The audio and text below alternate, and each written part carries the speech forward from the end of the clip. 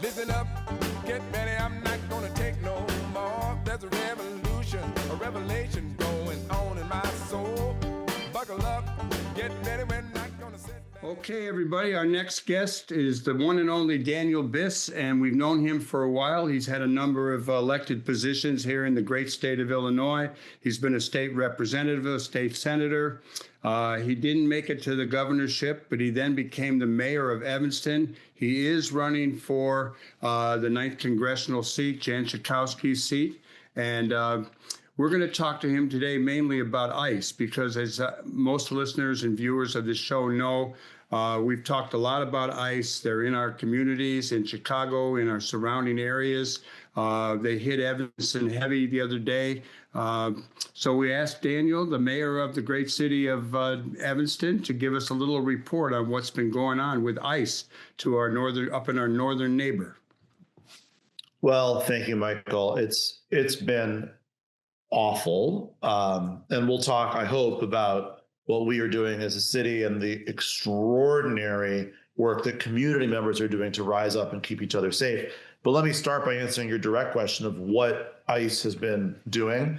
They've been doing the same thing in Evanston they do everywhere else. They've been driving around masked, anonymous, armed men looking for landscapers who are committing the crime of gardening while brown, jumping them, kidnapping them, taking them away without due process. You know, on Halloween, which was the worst day we've had, I think, they had these helicopters that were flying low all over town. I think what they're doing is trying to identify lawns with landscapers in them from the sky and then radioing down to the ground to have their goons and thugs pick them up. You know, they come by the Evanston Home Depot where day laborers sometimes meet with contractors to get work for the day, and they've abducted people from there as well. It's just horrifying. It's just horrifying. And it's, you know, as I mentioned, the worst day was Halloween, but they've been here since. They were here last Friday as well, abducting people again. It's just, it's nonstop. So that's the sort of general thing they do. What they call it immigration enforcement, but it's really racial profiling and abduction. And it brings terror into the community. It leaves people frightened for their children's safety. We've got schools that have had lockdowns. So, you know, 6-year-olds come home and ask their parents, why wasn't it safe to play outside? And the parents have to explain that it's because their federal government was attacking our community. And then they opened up another front in their assault on our community on Halloween, where not only are they profiling in a kind of purported immigration enforcement, but now they're just going after dissenters. If you disagree with them, it's open season on you. And so they were being followed around by residents who were trying to track them so we could keep folks safe. And they jammed on the brakes to deliberately force an accident. They were rear-ended by the resident. It created obviously a lot of attention. And they just started beating people up. Michael, they just started assaulting people. They took this young man, threw him on the ground, cuffed him, sat on him, punched him in the head while his head was on the asphalt. And then they took three people who, you know, even calling them protesters is probably extreme. They're just people who disagreed, who were there on the street.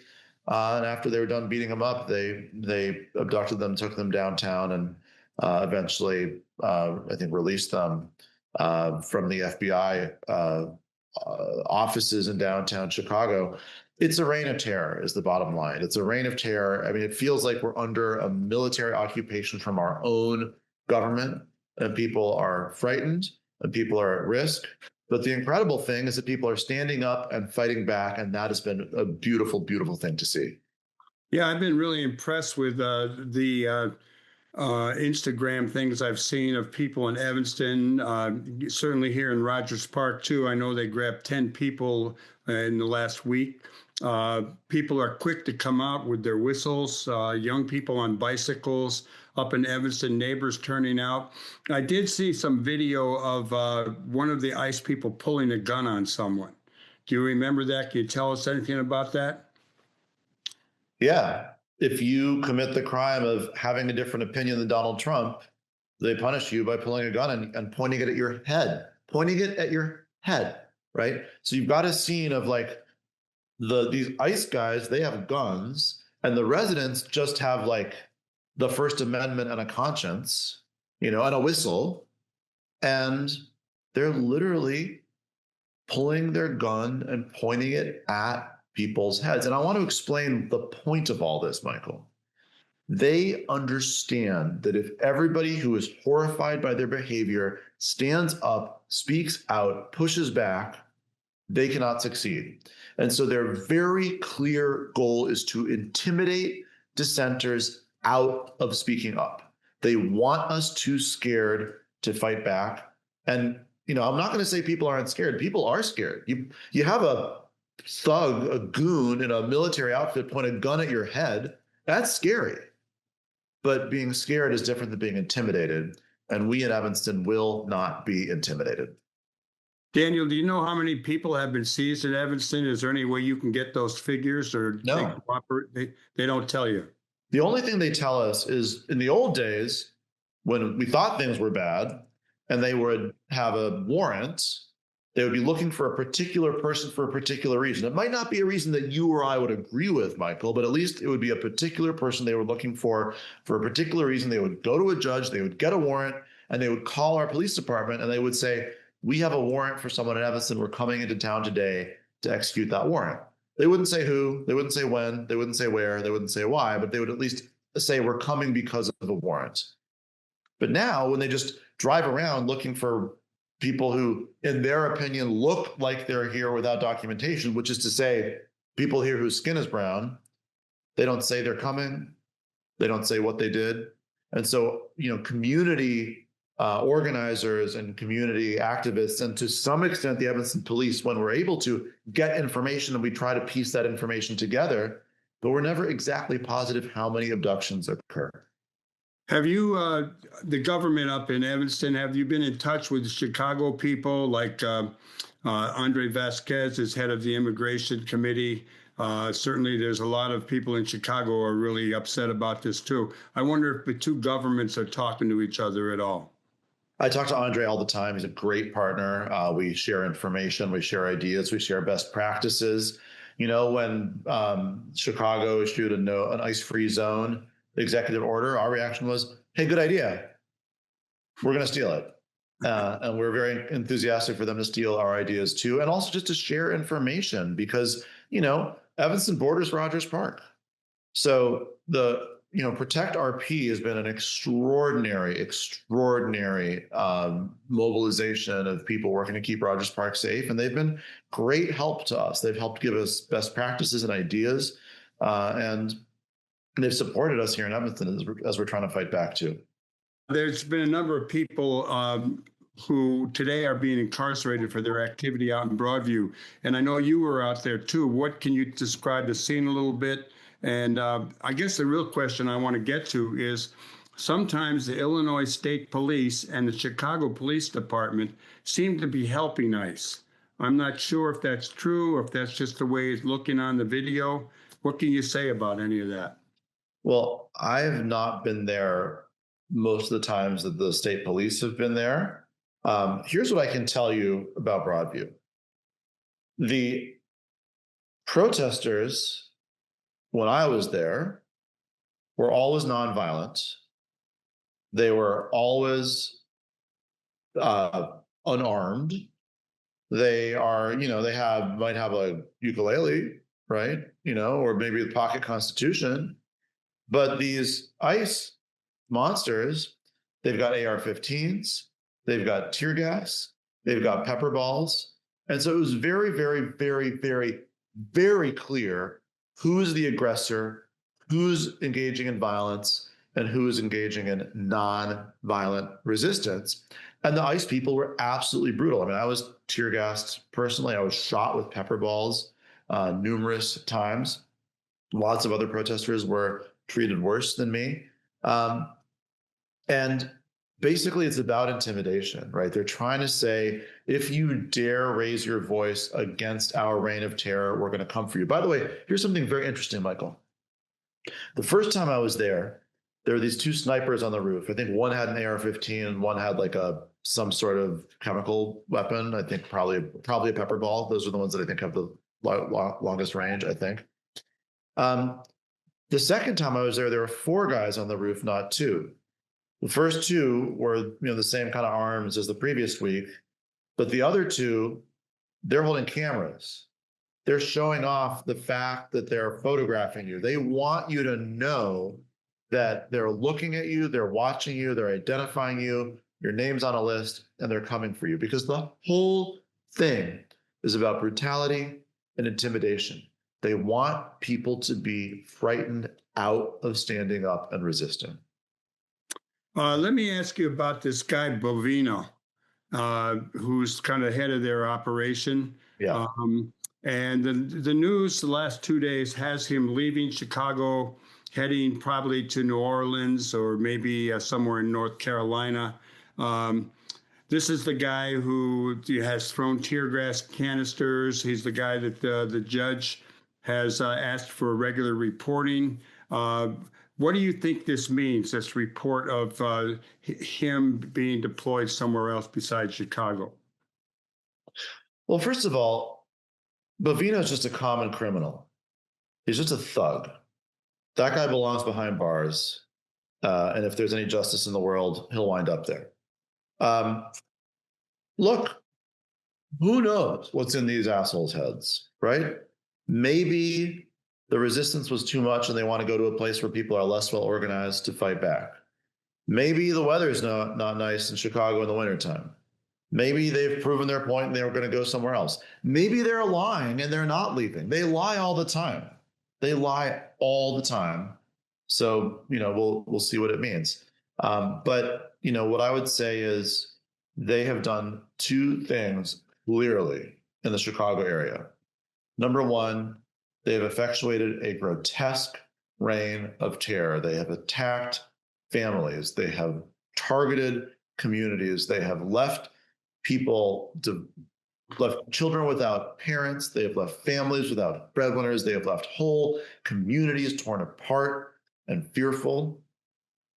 And they have spurred the most extraordinary resistance that I've seen in my life to come together, arm in arm, shoulder to shoulder, creating new instinctive structures and methods to keep one another safe. And what I hope is that we can communicate effectively with other areas across the country so that they can put what we now have in place fast before they get hit hard. Oh, that's good to hear. Now, let me ask you, is there any information, any insight into who the ICE recruits are? Are these Proud Boys? Are they people who were busted on the invasion by, the right wing at the end of Trump's last term? Any idea of where they're getting these recruits? And most of whom are white, but we've seen some Latinos and African Americans too. Yeah, we don't know much. Certainly I hear rumors that it's a bunch of Proud Boys or a bunch of January 6 people, and I can't confirm that or refute that. What I can tell you is they're thugs and they're violent and they're very poorly trained, right? This is not some highly surgical, effective quasi-military operation that's doing a thing that you and I disagree with very effectively and surgically. This is a bunch of Keystone Cop thugs with weapons, with guns, with chemical munitions. They don't know what they're doing, but they're really, really, really hurting people. I want to switch a little bit to your campaign for the 9th Congressional District, but how about before we do that, you give us one last little shout out for your Evanston constituents, neighbors who have been standing up to ICE. Michael, it's extraordinary. The structures that have formed quickly. People don't leave home without a whistle in Evanston anymore. There are people patrolling everywhere. There are people patrolling around schools to keep schools safe. Every time I get a text about ICE being somewhere, which is unfortunately a lot, and I go there's 10 people with whistles there already. There are people forming crowds. These monsters don't know a minute of peace in this town. And I have to tell you, it breaks my heart to see that in spite of that, some of these abductions continue. As proud as we are of what's going on here, you can't possibly, paper over the reality, which is that there's still a reign of terror being effectuated successfully. And at the same time, we're slowing them down. And we've seen a number of instances where they're hassling somebody, and instead of abducting them because a crowd forms, they go somewhere else. And then they have to spend a half hour finding somebody else to terrorize. And that's a half hour that they're not abducting somebody. And so all of this is making an impact. And then the other side of it is people coming together in mutual aid. There have been thousands and thousands of people coming together to provide food, as partially because of the SNAP benefits being cut off, partially because plenty of Evanston residents are no longer safe to go to work because of ICE, or maybe they even have had a breadwinner abducted and gone.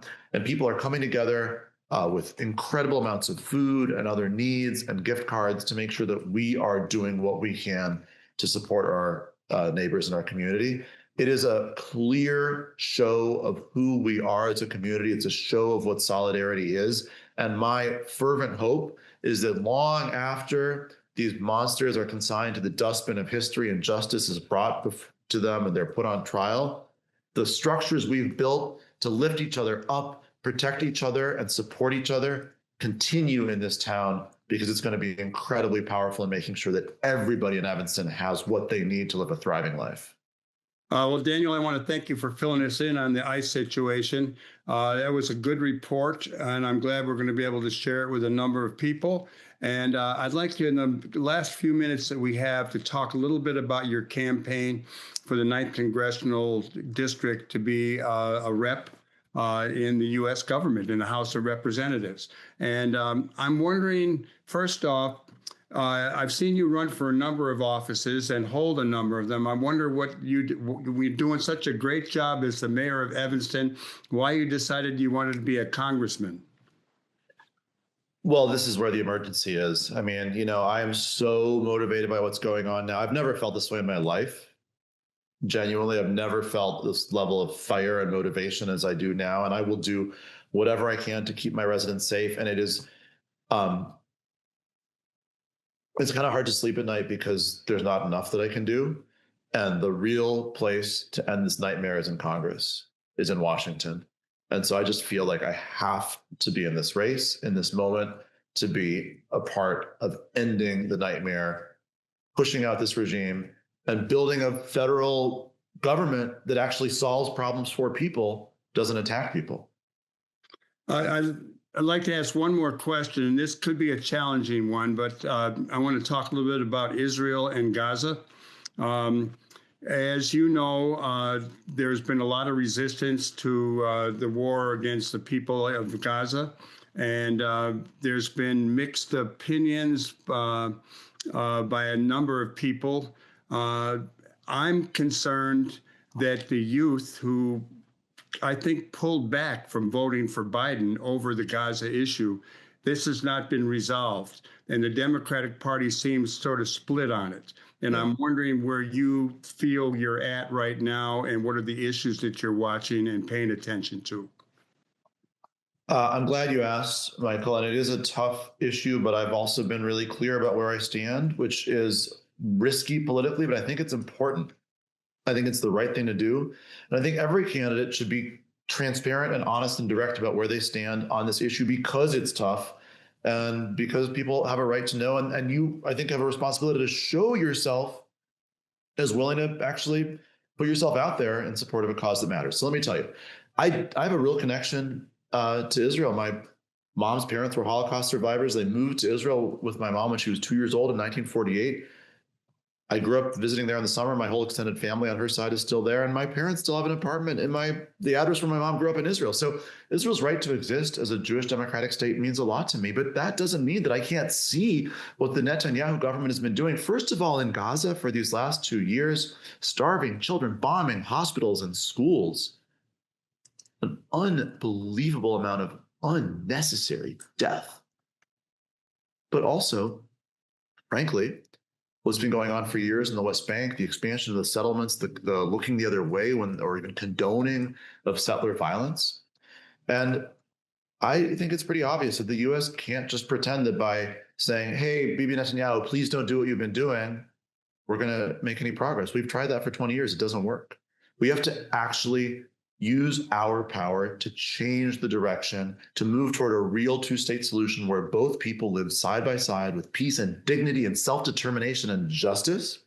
And that means ending the transfer of offensive weapons to Israel, for example, by supporting Delia Ramirez Block the Bombs resolution, which is an important step to make sure that we are not paying for this nightmare. But secondly, recognizing a Palestinian state, because we need there to eventually be a Palestinian state. And right now, the actions of Netanyahu's government are doing everything possible to foreclose that outcome.